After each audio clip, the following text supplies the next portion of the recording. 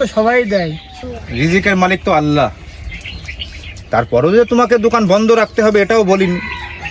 যদি তোমার নিতান্তই দোকান না চালাইলে না দিনের ভাগে, তাহলে তুমি এই দোকানটা একটু পর্দা দিয়ে ঢেকে দোকানটা চালাইতে। তাহলে দেখা যায় যেসব রোজাদার আছে, মানুষজন আছে, তাহলে তাদের খারাপ লাগবে না। আর হ্যাঁ, রমজান মাসকে অবশ্যই আমাদের শ্রদ্ধা এবং সম্মান করা উচিত। সবই তো মানলাম, দিনের বেলায় যদি আমি চা সিগারেট না বিক্রি করি তাহলে তো আমার খরিদ্দারি হারিয়ে যাবে। আমরা সবাই মিলে চেষ্টা করব গ্রামের মানুষকে বোঝানোর জন্য। হ্যাঁ, রোজার মাসে যাতে দিনের বেলায় আপনার কাছে চা সিগারেট নিতে না আসে, তাহলে তো আর আপনার সমস্যা নাই। ঠিক আছে চাচা, আপনারা যখন এত করে বলছেন তাহলে এই রমজান মাসে আমি আর দোকান চালাবো না।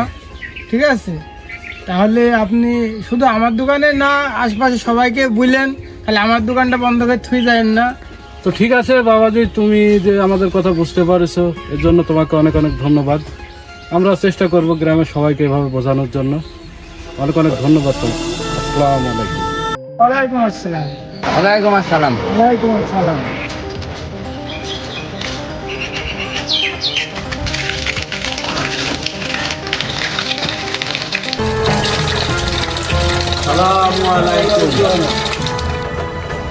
ওয়ালাইকুম আসসালাম ওয়া রাহমাতুল্লাহি ওয়া বারাকাতুহু। তে বাবা সাগর, তোমরা সব ভালো আছো? আলহামদুলিল্লাহ, আমরা ভালো আছি। চাচা, আমরা ইফতারের আয়োজনের জন্য কিছু সংগ্রহ করতে পেরেছি। খুব ভালো খবর বাবা। এই ইফতার যেন গরিব দুঃখীরা ঠিকভাবে পায়, তোমরা ঠিক সেই দিকে খেয়াল রাখবা। চাচা, আমরা চাই এই উদ্যোগটা সারা রমজান চলুক। ইনশাল্লাহ এই রমজান যেন আমাদের জীবনের সত্যিকারের পরিবর্তন আনে। আর প্রতিদিনই আমি তোদের সাথে টাকায় শরীক হব, এই টাকাটা নিতে যেন তোরা ভুলবি না। আর শোন, এই সাওরির জন্য আমাদের একটা পদক্ষেপ নিতে হবে, তাই বাদ মাগরিব আমরা বসবো, ঠিক আছে? ইনশাআল্লাহ সবাই আমরা আসবো। আমরা সবাই আসবো। আসসালামু আলাইকুম। ওয়ালাইকুম আসসালাম।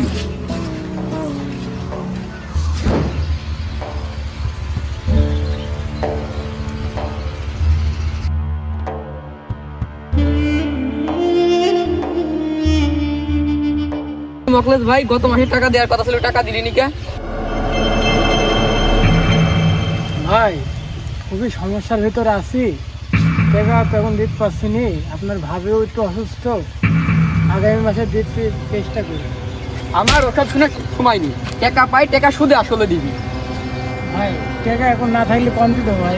আর টাকা তোকে এখনই দেওয়া লাগবে। কলারটা ছাড়েন ভাই, কি জানি কলা ছেড়ে টাকা দিয়ে তারপর কলা ছেড়ে। কলারটা কি ছাড়েন জানি কলা ছেড়ে আগে সুদে আসলে আমার টাকা দে।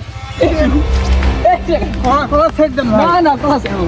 এই বছর দাঁড়াতো পরিচিত কণ্ঠ মনে হচ্ছে, বহুত বড় চেঁচামেচি হচ্ছে। আমারও তো তাই মনে হয়েছে, পরিচিত কণ্ঠ। চদিন যাই দেখি। তো এই থাম, দাঁড়া, এই বারবার করিস নি। বারবার করিস নি। এই দাঁড়া। থাম বলে, থাম থাম থাম। এই, থাম। এই কলা ছাড়, ছাড় কলা ছাড়। এই কে দে? এই, তোদের কি সমস্যা? এখানে গ্যাঞ্জাম করছি, আর 20 মিনিট পর ইফতার। আচ্ছা, তপনের কাছে আমি 1 মাস আগে 10,000 টাকা নিয়েছি। এখন বলছে যে সুদ সহ আমার টাকা 15,000 হয়েছে। আরে তপন, আমরা যা শুনছি তা কি সত্যি? আমার সাথে টাকা নেওয়ার সময় তো এরকম কোনো কথা ছিল না ভাই। তুমি এর মধ্যে বাহাত বাড়াইও না ভাই। ও আইস গিয়ে টাকা দেবো, ঘাড় পন্থী টাকা দিবি। কি কর টাকা দেখাতে তখন জানে। আরে তপন, তুমি না 5 ওয়াক্ত নামাজ পড়ো? ছি, পড়ি, নামাজ কাজা দিনই সবাই জানে। রোজা করো? আজকে রোজায় আছো? রোজা তো করি, কামাই দেবো কেন? কিন্তু তোমরা আমাকে এই প্রশ্ন করছো কেন?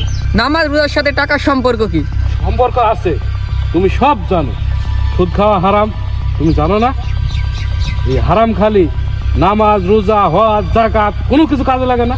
সারা জীবনের ইবাদত সব বরবাদ হয়, তুমি জানো না? তোমরা আবার হুজুর হইলি কবে যে আমাকে ধর্ম শিখাইতে আসছো? টাকা দিছি, টাকা নেবো, সেই টাকা আমি কড়াই গন্ডে আদায় করবো। ছোট ভাই তপন, তুমি টাকা দিছো, টাকাও ফেরত দেবে। ওই টাকার কিছু যদি ও লাভ করে, তোমাকে খুশি মনে কিছু দিলে দিতে পারে, কিন্তু সুদ হারাম। আল্লাহ সূরা বাকারার 279 নাম্বার আয়াতে বলেছেন, যে ব্যক্তি সুদ খাওয়া থেকে বিরত না হবে সে যেন আল্লাহ এবং আল্লাহ রাসূলের সাথে যুদ্ধের প্রস্তুতি নেয়। কিন্তু যদি সে তওবা করে তাহলে তার মূলধন হালাল হবে। তোমরা কাউকে অত্যাচার করো না এবং নিজেরাও অত্যাচারিত হয়েও না। এত বড় পাপ কাজ থেকে তুমি বিরত হও, আল্লাহ তোমার মঙ্গল করবে এবং মানুষও তোমার জন্য অনেক দোয়া করবে। তা না হলে তোমার রোজা বরবাদ হবে, আল্লাহর কাছে পাপী হবা, মানুষের কাছে খারাপ হবা। তুমি ওদের সুদ মাফ করে দাও এবং তওবা করো।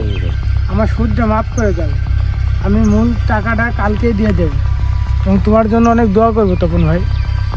আজই তওবা করো, আর কখনো সুদ খাবা না। পারলে টাকাটা দিয়ে মানুষকে উপকার করো, আল্লাহ তোমাকে অনেক ভালোবাসবে। আমি কোনোদিন এভাবে চিন্তা করিনি, এত জঘন্য পাপ করেছি জীবনে। আমার চোখ তোমরা খুলে দিয়েছো, আল্লাহ কি আমাকে ক্ষমা করবে? হে আল্লাহ, আমি কত পাপ করেছি, এই পাপীকে তুমি ক্ষমা করে দাও। আমি আর কোনোদিন সুদ খাবো না, আমি আর কোনো হারাম ইনকাম করবো না। হে আল্লাহ, আমাকে তুমি মাফ করে দাও। হে আল্লাহ, তুমি আমাকে ক্ষমা করে দাও। ভাই, তোকে আর টাকা এখন ফেরত দিতে হবে না, তোর সুবিধা মতো তুই আমাকে দিস, শুধু আসল টাকাটা, 1 টাকাও লাভ না।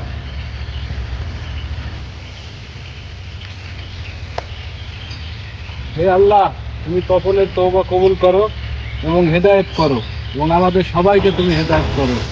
আল্লাহ।